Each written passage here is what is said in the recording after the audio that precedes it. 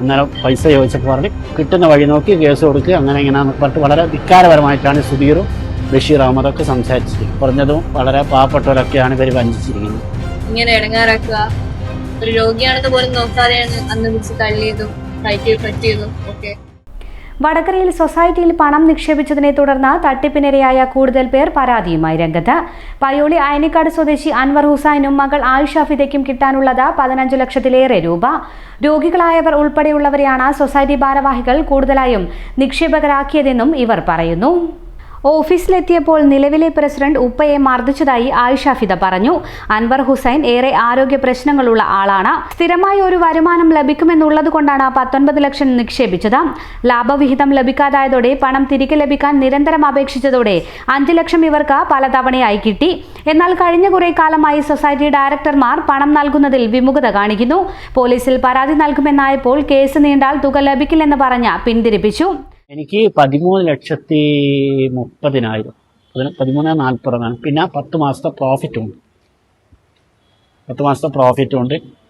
പിന്നെ മറ്റൊരു കാര്യം എന്താണെന്ന് വെച്ചാൽ ഇവർ ഇങ്ങനെ ഈ പറഞ്ഞ പല അവധിയും പറഞ്ഞ് ചെക്ക് ഇതൊക്കെ തന്നെ പിന്നെ ഇപ്പോൾ 10 മാസത്തായി പ്രോഫിറ്റും കിട്ടാത്തത്. പിന്നെ ചെക്ക് ഞങ്ങൾക്ക് അവിടെ ഡെപ്പോസിറ്റ് ചെയ്ത തുകയ്ക്കുള്ള ചെക്ക് തന്നിട്ട് അതൊക്കെ ബൗൺസായി കിടക്കുകയാണ്. പിന്നെ എപ്പോൾ ചോദിക്കുമ്പോൾ പറയും നാളെ തരാം, മറ്റന്നാൾ തരാം, ഒരു മാസം കഴിയട്ടെ, ഭരണം മാറട്ടെ, ഇലക്ഷൻ കഴിയട്ടെ, ഇങ്ങനെ ഓരോ ഇത് പറയാമെന്നുള്ളത്. അപ്പോൾ ഇടക്കാലത്ത് ഞാൻ ഈ AR ഓഫീസിൽ ഇവരെ ഈ ഡിപ്പാർട്ട്മെൻറ്റ് കൈകാര്യം ചെയ്യുന്ന ഈ സൊസൈറ്റിൻ്റെ പിന്നെ ഇത് കൈകാര്യം ചെയ്യുന്ന ഡിപ്പാർട്ട്മെൻറ്റ് AR ഓഫീസ് എന്നിട്ട് വടകര തഹസിൽദാർ ഓഫീസിൻ്റെ അടുത്തുള്ള ഓഫീസിൽ പോയപ്പോൾ അവർ പറഞ്ഞതെന്ന് വെച്ചാൽ ഇവർക്ക് ഏകദേശം 94 ഡെപ്പോസിറ്റർമാരുണ്ട്, ഞാനടക്കം. പിന്നെ അതിൽ ഏകദേശം ഒരു 5 കോടി ഉറുപ്പ്യൻ്റെ ഏകദേശം അവരന്വേഷണത്തിൽ ഒരു 4.5 കോടി ഉറുപ്പ്യൻ്റെ ബാധ്യത ഉണ്ട്. അവർ പിന്നെ ഒന്നിക്കൽ ആദ്യം പറഞ്ഞു 2025 ഡിസംബർ ആകുമ്പോഴത്തേക്കും ബാധ്യത തീർക്കുന്നതാണ് അവർ AR ഓഫീസിൽ ഇത് കൊടുത്തിരിക്കുന്നത്, സത്യവാങ്മൂലം കൊടുത്തിരിക്കുന്നത്. അത് കഴിഞ്ഞപ്പോൾ ഇപ്പോൾ 2026 മാർച്ച് ലാസ്റ്റ് ആകുമ്പോഴത്തേക്ക് പ്രശ്നങ്ങളൊക്കെ തീർക്കുന്നൊക്കെയാണ് പറഞ്ഞിരിക്കുന്നത്. ഈ സുധീർ കുമാർ ഈ തൊട്ടിൽപ്പാലുള്ള കാർഷിക ഒരു ബാങ്കിൻ്റെ പ്രസിഡൻ്റാണ് ഓൾറെഡി.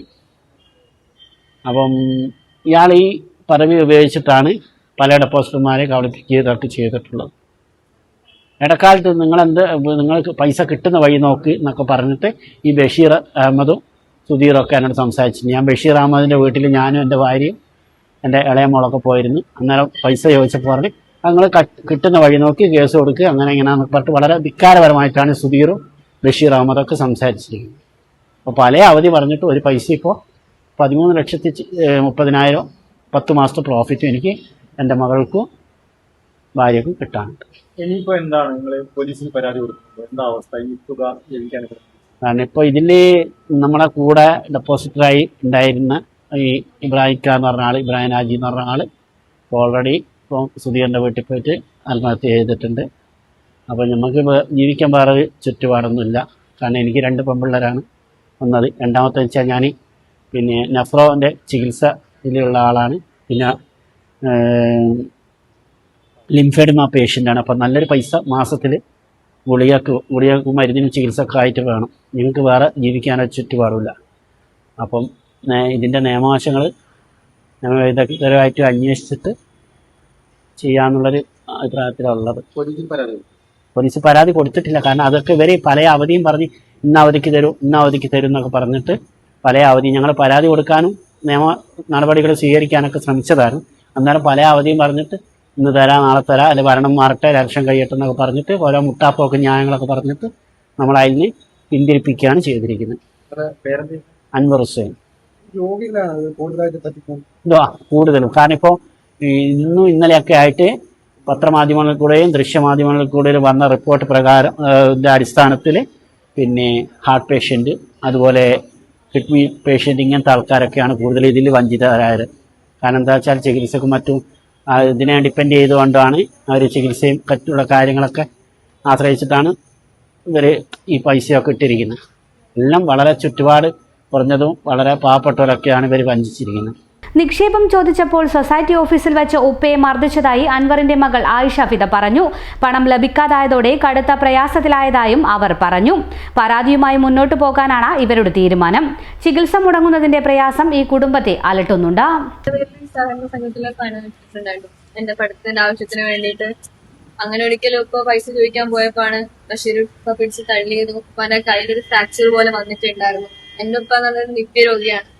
ജോലിക്ക് പോകാൻ കഴിയാത്തതുകൊണ്ടാണ് പൈസ നമ്മൾ കിട്ടതും നമുക്ക് മാസത്തിൽ ജീവിക്കാൻ എന്നുള്ളൊരു രീതിക്കാണ് പൈസ കിട്ടതും. പക്ഷെ അതിനുശേഷം വന്നെന്ന് വെച്ചാൽ കുറെ നടത്തിക്കുക, ഇങ്ങനെ ഇടങ്ങാറാക്കുക, ഒരു രോഗിയാണെന്ന് പോലും നോക്കാതെയാണ് അന്ന് പിടിച്ച് തള്ളിയതും കൈക്ക് പറ്റിയതും ഒക്കെ.